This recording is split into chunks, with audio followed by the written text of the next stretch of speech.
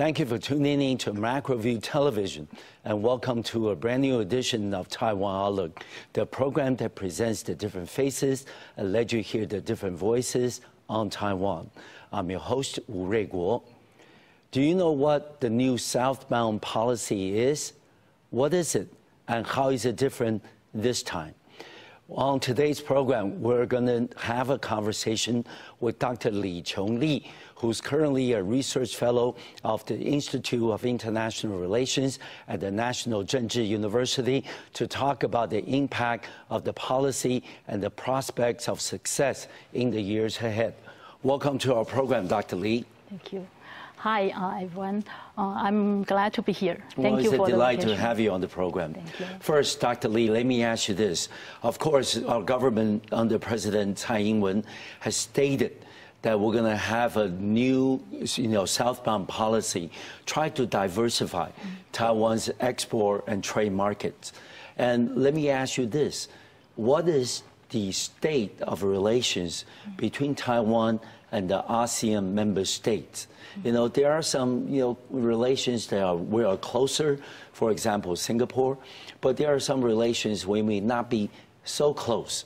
So would you give us an overall assessment of the bilateral relations between Taiwan and ASEAN? Okay, thank you very much for the inquiry here. I think our relations with ASEAN member states, most of the audience probably have already known that we don't have formal diplomatic ties with any of them. Yes. So in terms of political relations, we don't have formal political ties. We have a great economic relations with them since 80s and 90s. We have used to be the first or the biggest investors to them. Okay, but of course we understand that in terms of economic relations, recently, Taiwanese business shift the focus to mainland China. Have various reasons for that. Nevertheless, we also noticed that in 2008, 2012, the investment in Southeast Asia, particularly in Vietnam, the amount surged. Okay, so it's quite surprising result. Okay, given the promoting of cross-strait economic ties, but still, people go there and invest. So I will say that for market-driven dynamics there, we still have a good relations with Southeast Asia countries. For people-to-people contact there, I've been there many times. Sure. Yes. And so I can feel that we are quite welcome there. Okay, and they trust us more, I think. So it's a good opportunity to expand, to make wider connection with them. So that's current status there. Of course, probably the audience or the program probably look forward to more statistics. I will review here. However, I think you can get a lot of statistics from Minister of Economic Affairs, from Minister of Education, a lot of different government agencies. Yes. So, but what I wanted to do here probably is more to give my personal impressions and the feelings. That would be me. And I think the statistics at the end, they will say, for those investment or trade volumes, at the end, they will say that they didn't count the third countries, from third countries. So, but we know that our daily life, we have good connection with Southeast Asia countries. Of course. Especially our new immigrants from Southeast Asia. So this is something new and something we have to tackle on this new relations, the social ties as well. Okay. Yeah. And one angle looking at Southeast Asia is the size of the market. You have over 1 billion people in ASEAN countries. So, some people may say, on the other hand, these people do not have the consumption power. They're not, economically to pay for the products that Taiwan may want to export to it. What do you say to that? Is that true? Of course, we know that the ASEAN, they have 10 member states, right? And they have 2 tiers of economic development. Yes. Some of them are well developed, like Singapore. Some are in the middle, like us, and some are less developed countries. Okay, so the biggest problem for themselves as well is economic disparities. Yes. Okay, so of course, but you know, the advantage of this economic disparity is for us to find a niche, find a suitable area for us as well. So it's wider ranges, not just focus on single market. Market. Okay, Yeah. and let's then talk a little bit about what is the new Southbound Policy. Okay. And what's so different about it this time, please? Okay, I think for a scholar like me, I watch and I observe the Southeast Asia development and also Taiwan's relations with them.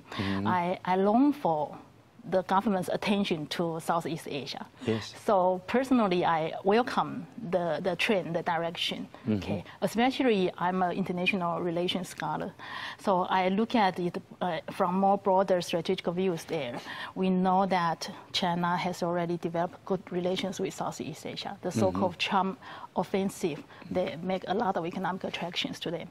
And for U.S., we know they have pivot to Asia strategy. Okay, but they conduct specific way of U.S.-ASEAN relations. For Japan, we know recently they also initiate new ODA policies. Okay, so all of them, EU wanted to develop relations with ASEAN as well. So strategically, everybody wants it. Okay. And so you wonder why. So the position, you know, is rising. Okay, no matter how strong or weak they are, but you know, the perception of needed partner as a needed partner there. So for Taiwan, we have very good strategic geographic location. Yes. Right? We are so close to them, right? So whether we wanted to tap into this situation, that's the question, that's the issue. So so I'm glad that our government started to making an effort. All right. Let me ask you this though, Dr. Lee. You know, when we talk about a country's economy, we have to first identify what are some of the national interests and also the strategic concerns of a country. What are some of Taiwan's strategic concerns today? And will the Southbound Policy be able to satisfy at least some of them?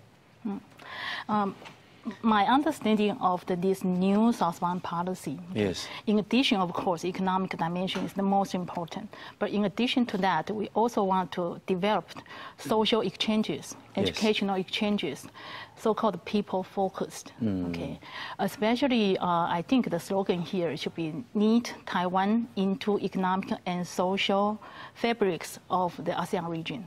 Okay, especially especially in the absence of diplomatic ties. So we emphasize people focus rather than to highlight the role of states there. Okay, so this strategically that might help us.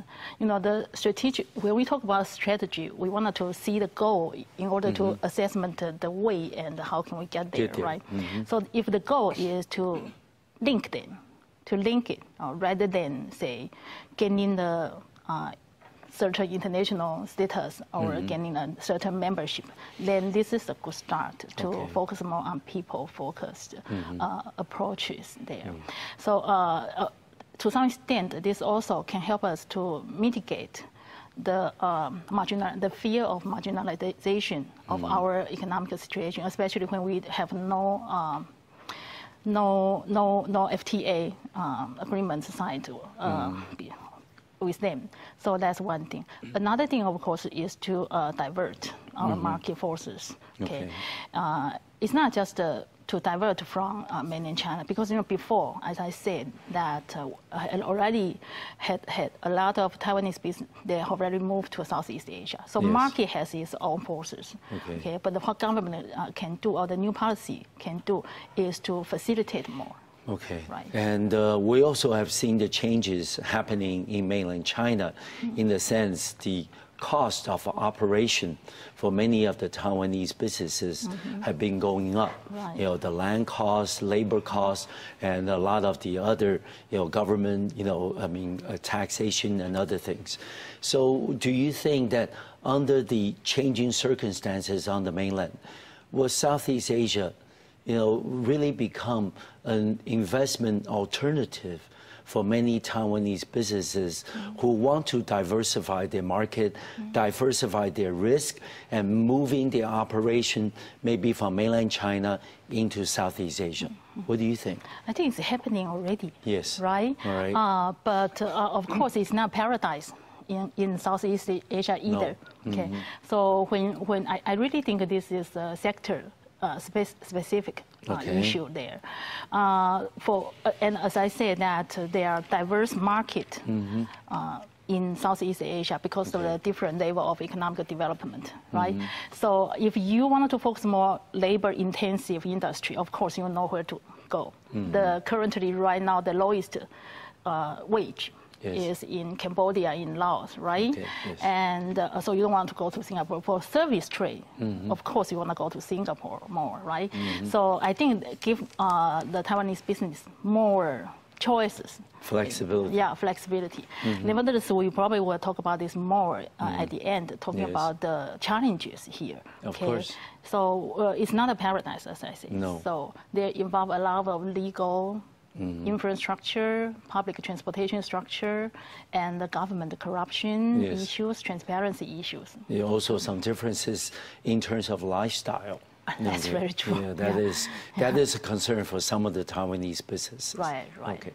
Dr. Lee, under previous administrations, starting with former President李登辉, and also later with former President Chen水扁, there were both different versions of the Go South or Southbound Policy under the two previous administrations.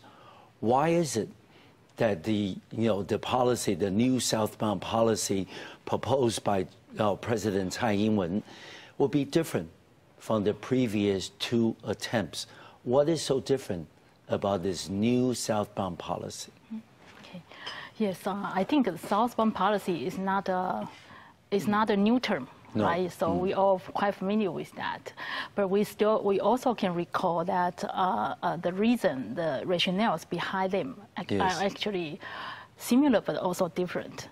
For President Lee, former President Lee, we know there are political concerns, of course, and also at that time there is no institutional arrangement between both sides. Yes. Right. So the need is to kind of show the government control on the resources of Taiwanese resources. But actually in former President Chen's administration, I think the number the number of cross-trade relations in terms of amount is actually increasing. Yes. Okay. So the Southbound Policy there, of course, will the failure or success of Southbound Policy will also link to the Chinese market, whether that's prosper or not. Right. So unfortunately, the Chinese market has been very strong. So of course, the business is profit driven. So they will go there. So that's something there. Nevertheless, what's different this time, what we can hope from this time, so far, although that the policy has not been completed yet, announced yet, right? But so far, we see what they have done. So I will make my comments from there, probably. Okay, please. So for right now, they have two tiers. One is to expand the external ties, economic ties, and they see that in the past, probably the business, the small medium enterprises are working alone. They go south and invest. Open the small shop. And no link to industrial reforms, domestic industrial ties, and also the other form is they just try to do the investment oriented or led trade. In other words, they export the raw material or intermediate goods, and the final product will sell to Europe or other world markets. And so this kind of ad hoc arrangement here. So now we know that they raised the policy to the highest level. They have the office in presidential office. We don't know exactly how they operate, but you know, at least it is symbolically. Okay. We were given some hope there, and so we hope that this is a more strategic and more comprehensive networks here to connect FDI, the foreign direct investment, connect trade issue, and also connect industrial development issues. Okay. Another thing, this is expansion of external economic ties. Another thing is to extend use Southeast Asia as an extended domestic market. In other words, we want to invite their consumers to here. Okay. So we also heard recently that in order to do that, we want to attract middle class tourists. So they kind of ease the visa requirement. In the future, want to have a visa-free program there. Okay. So it's kind of two dimensions there. All right. So, I mean, when we look at the policies that were pursued by the former administration compared to the new Southbound Policy, what are some of the differences that you see, especially in terms of politics, in terms of economy, in terms of the social conditions that we see in Southeast China today as compared to 2 years ago? Southeast Asia, I'm sorry, please. Okay, so as I say in the first session that we have strong social ties with them. Yes. Right? So right now the current government try to, again, is people focused.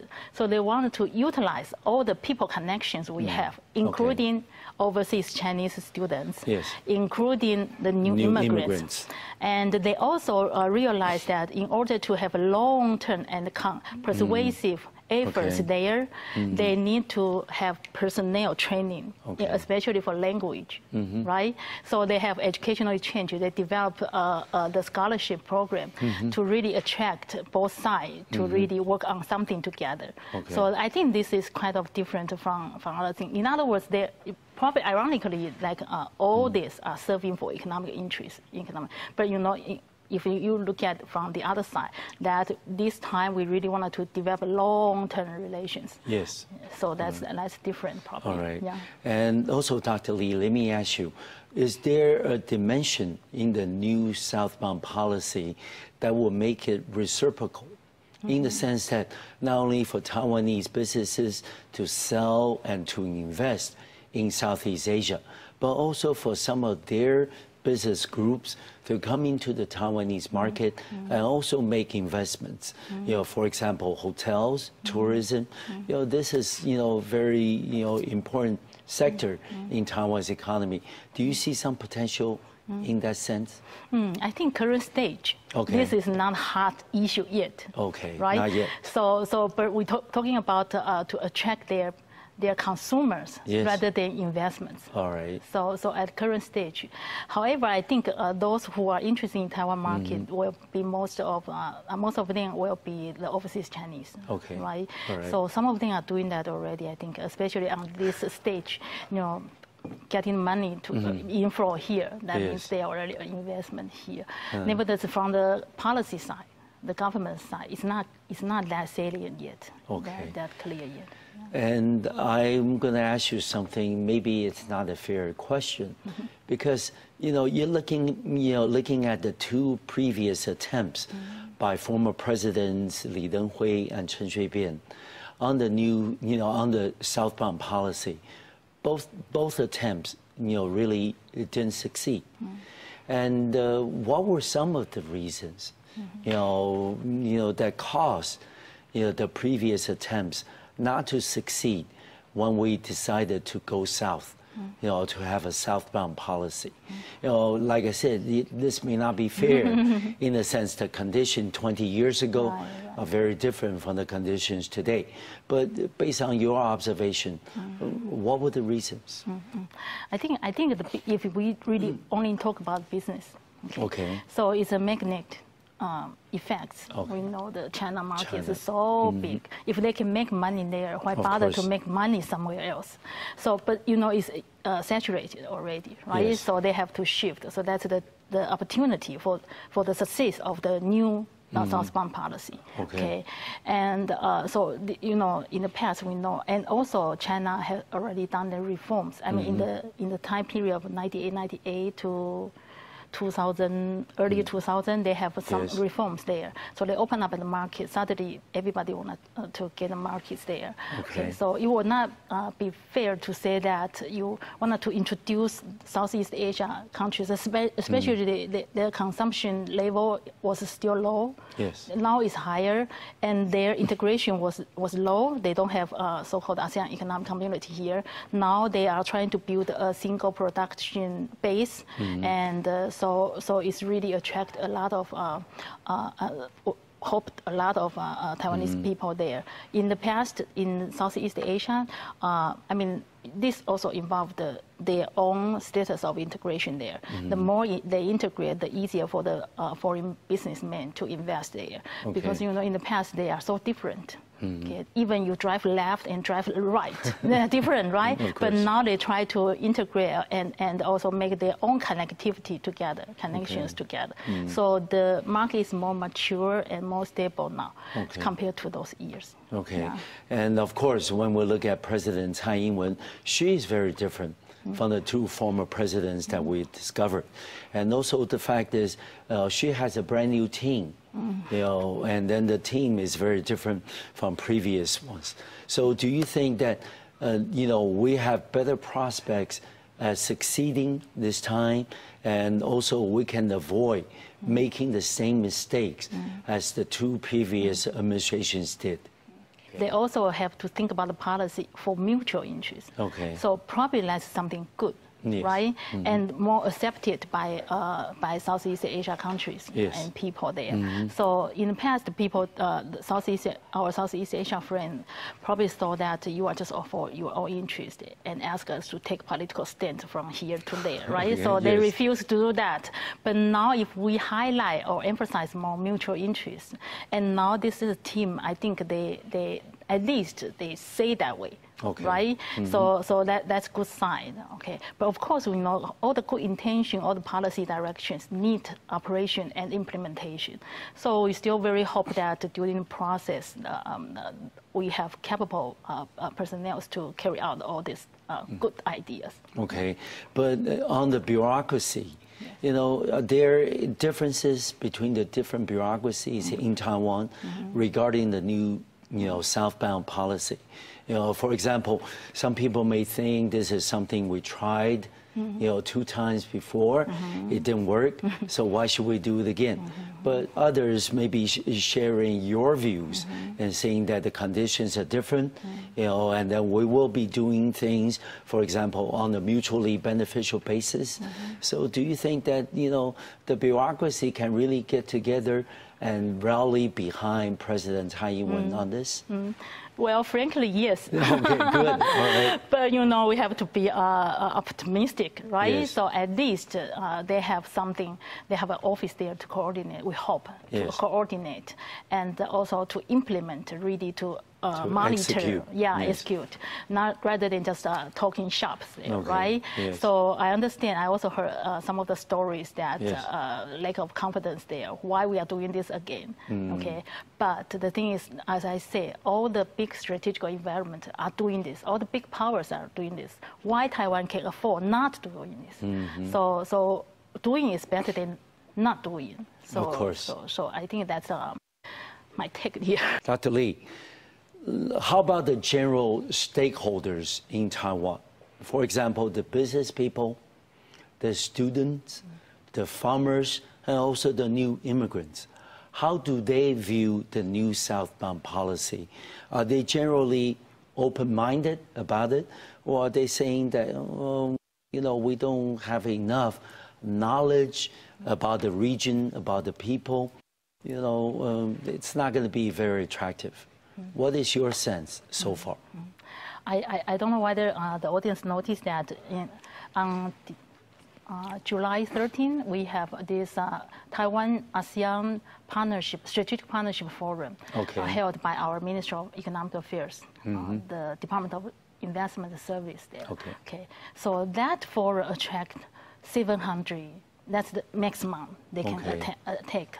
That's business. very good. Right. Yeah. So basically, they invite the officials, economic officials, high rank, deputy minister above, to come and to kind of do the matchmaker, as a matchmaker to introduce them their needs and for our businessmen's consideration. Okay. So from the turnout, not bad. Not bad. Okay, people are interested in there.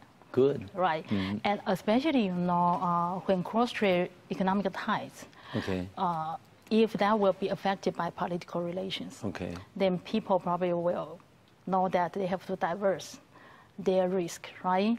So that's something this time I think people will try as well. And also we know Southeast Asia better now. Because we have immigrants, we have new immigrants friends, and we have a lot of tourists go there as well. They come here as well, so we know Southeast Asia better.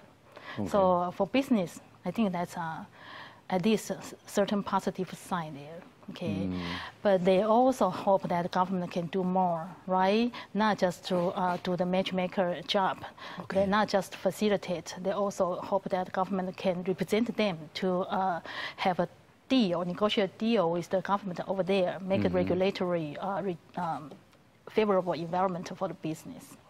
That's something our government has to do, right? For domestic new immigrant responses, they are glad, of course, that people are paying more attention to their home country, but at the other hand, they don't want to be labeled as an outsider in the country, in Taiwan. So that's also a dilemma for the government, how they should skillfully try to ask them their help, as I say. They want to ask a people-focused connection, right? But at the other hand, also give them certain rights and legitimacies of being here, right?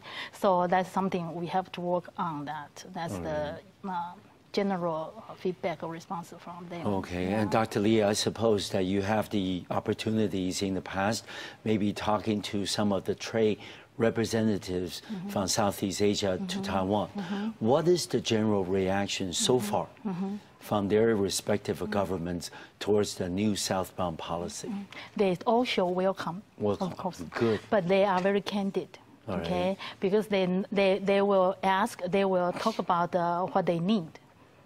Of course, like Malaysia, they probably want us to focus more on e-commerce. Right? For Vietnam, they will remind us that because they are right now a member of TPP, they have certain environmental protection regulations as to follow, so they don't want to repeat the Formosa history, the story again.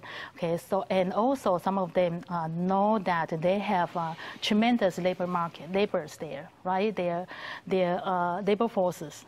The working age from 20 to 60, most of them are over 60% of their whole population. Very young. Yeah, very young. So those are the things they want for us to pay more attention to, rather than just labor-intensive jobs, but also can have more high-tech technology things there. So in terms of human resources, they also wanted to have some cooperations with us. But more importantly is they also remind us the local laws will be very different from us, right? Some of the sectors they are treasures. For instance, like the Philippines, they will see the maritime resources are their most important resources. So something like that, we have to also pay respect to their laws, and so that's the reminders there. But the other hand, also they are. I mean, they are international actors as well, right? So they signed agreements at regional level, or signed agreement with China, with US, the US. So they have to abide by those requirements as well. So all of this, they are quite candid actually. Of course, they will come, but they don't guarantee we will succeed, right? Well, that's fair. Yes, but let me ask you that, I mean, in Taiwan, almost. Many of the public policies cannot escape the cross-strait angle. What is the reaction so far from China towards our government's new southbound policy? Has there been any pressure applied by Beijing onto these Southeast Asian, countries? Has there been any pressure that you have discovered? I think from my talks with scholars and experts from mainland China, they surprisingly they have some worries and doubts about Southeast Asia, new Southbound Policy. They thought this is the Tsai's strategic goal to kind of deviate from China, and so they of course send reminders and warnings, right? So, but actually, I think, well, as I said to them, that there's market forces. Yes. So as long as China's market is attractive, people will go. So, yes. So this is a fair game, right?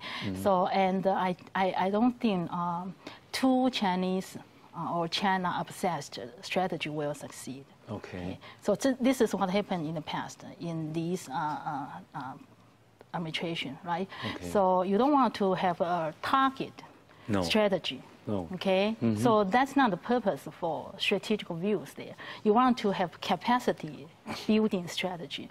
So we wanted to have more capacity to widen our leverage rather than just focus or target on China market or get away from China market. So, but China, they some of them, they do express their concerns. Okay, about whether it's the intentional strong political intentions there. With or without, I don't think that's the stage for them to worry now because there's a market. And the second thing is if they link more political issues with the economic issues, then, as I said before, that will kind of have inverse effects. People will go to Southeast Asia for long-term assurance, right? So that's also something they have to be careful about it, right? Okay. In terms of whether there's pressures from them to Southeast Asia countries, I think they have to be cautious of exercising this, but because they have been saying that economic and social and cultural relations is okay. Right? Just political ties cannot. So they also wanted to show their friendship to Southeast Asia countries. So far, at least those representatives in Taiwan, they haven't talked about this to us yet. Okay, yeah. But we also understand, even though China has good relations with most of the Southeast Asian, countries, but they still have some controversy, including the sovereigntorial dispute in South China Sea. But anyway, do you think that maybe Taiwan this time can be able to make the new Southbound Policy successful and at the same time without upsetting the cross-strait relations? Is that likelihood still exists? I hope so. Okay, all right. And so it's Tsai's administration's work. They have to be more cautious, not to send the wrong signal to Beijing, right? So they have to have a good balance, right? Not to control that side, but to expand this side. Right. So that would be a better strategy for them. But of course, that because the slowdown of China economy last year, also affect us. Of course. Right. So we know that we cannot rely on them totally. Yes. So hope they understand too.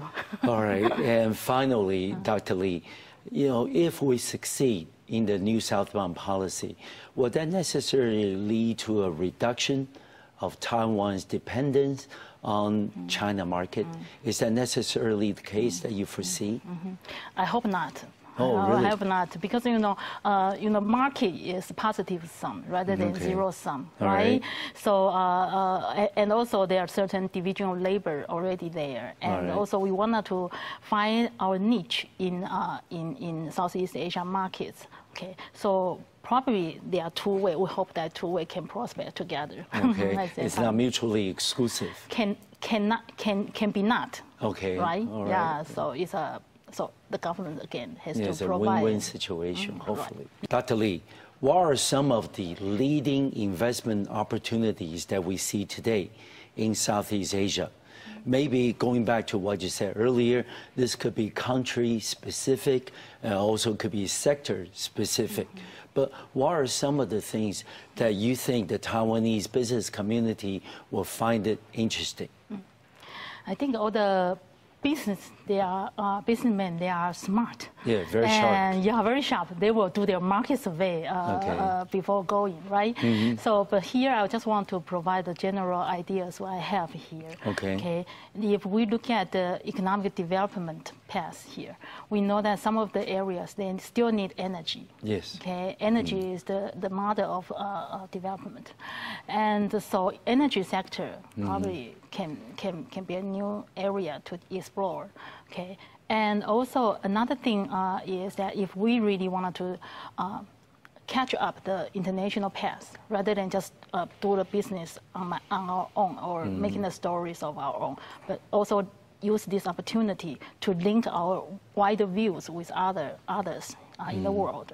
So you have to pay attention about the development issues there. As I say, what they care more, Southeast Asian countries care more, is their economic disparities. Yes. So whatever can help them to narrow the disparity, at least the title of the project will be very beautiful, right? We are for their goods to narrow the disparity there, not for business interests as well. But while doing that, of course, certain business can profit because they need. Yes. There's a market there. Okay, so that's the thing, including to also invest in labor-intensive work in certain least developed countries like Myanmar, like Laos, Cambodia, right? And so that's one thing. So it's really sector-specific. Okay. But the broader concept or broad mindset here is mutual benefits. What they care more is the growth and development together. Okay. So we call, in economic development, we call this inclusive growth, right? Or quality growth, rather than just business or capitalism. Capitalists go there and make money and go, right? So this is very, will be more attractive to them. The key here, probably also go back to what's the difference between the previous southbound policies and now, right? Is to not just take the perspective from Taiwan's interest, but also from their interest, right? So that may make the policy more beautiful and friendly and more acceptable, and more cooperations will come. Okay. So that's the opportunity. But in general, we know that to raise up economic development level, you need energy, you need infrastructure.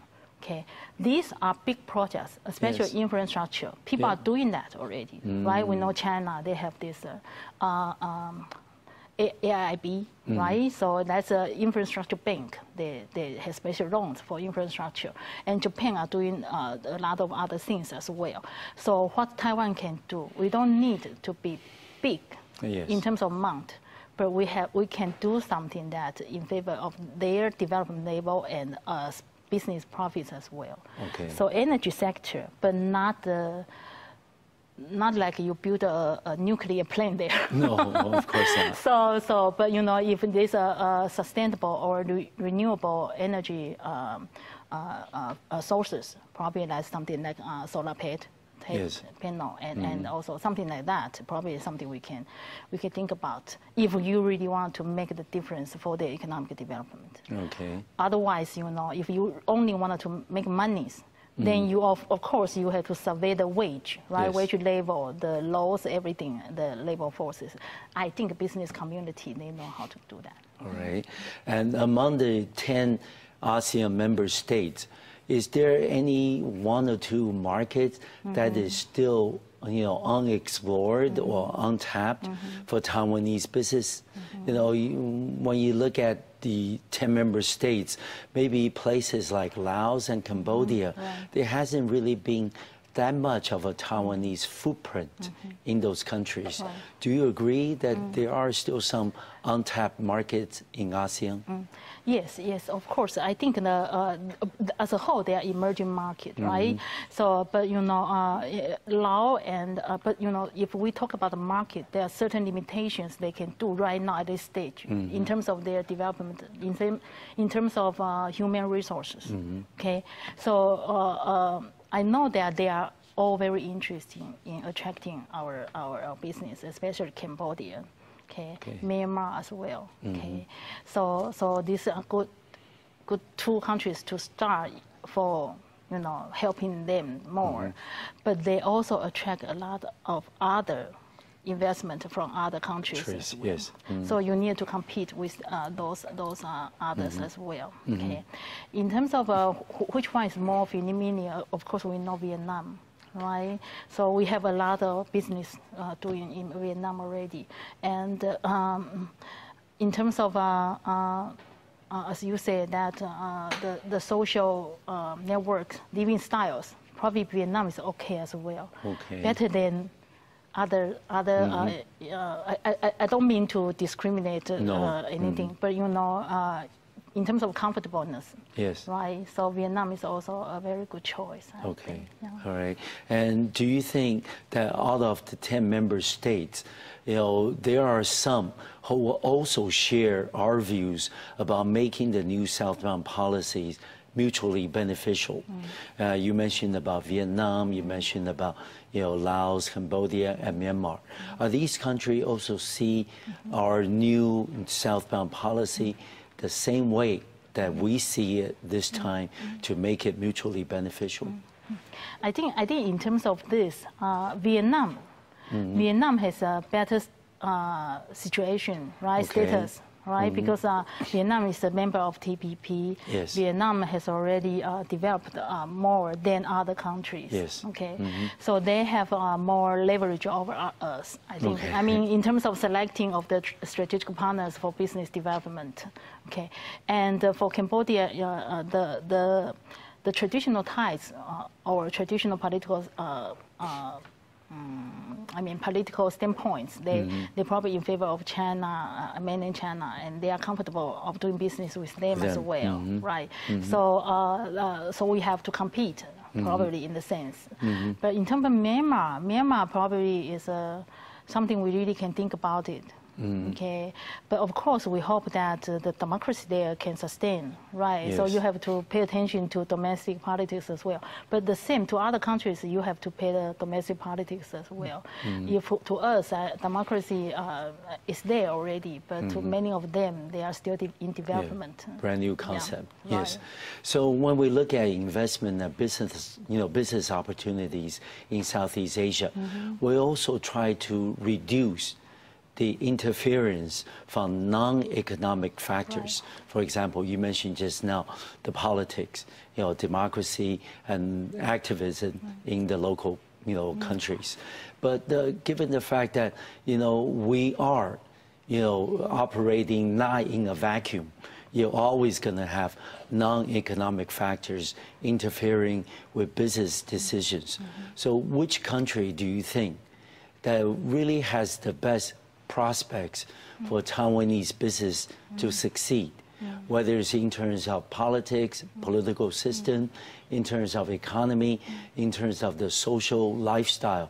Which one do you think has the, or ones that has the better? That's a tough question for me. Okay. Yeah, because also again, all the business will not cast all the eggs in one basket. Okay. Good. So even there is a political risk, they don't how to. They should know how to diverse, right? Okay, yes. But if you'd ask me about the political stabilities in these countries, so far right now it's kind of very hard to say.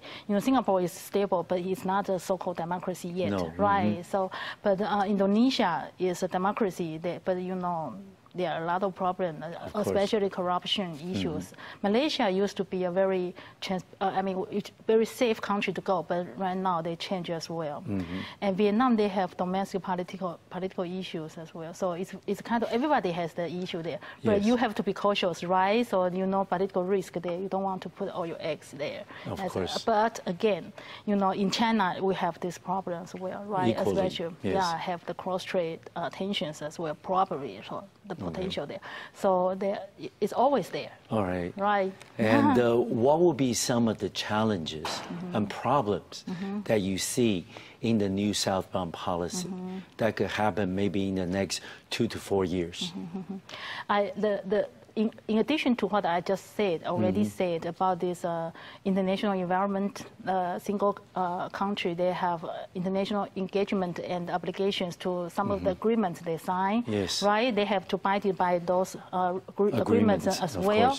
So we don't want to violate their agreements, or let them put them into a dilemma to choose Taiwan or to break the agreements. That's too hard, right? Yes. So you have to also have the knowledge of this regional and global trend about these trade and investment issues, liberalizations.